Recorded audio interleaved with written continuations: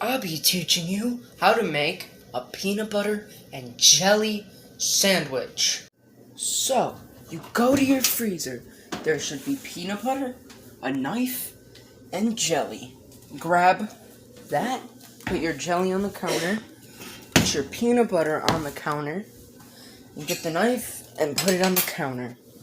Then, you go to your lovely freezer. There should be 2 pieces of bread waiting for your lovely self. And you bring that to the counter.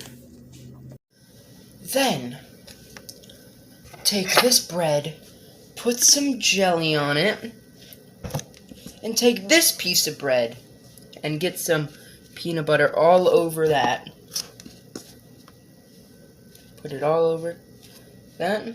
And then put your lovely 2 pieces of bread together and let your lovely self eat away.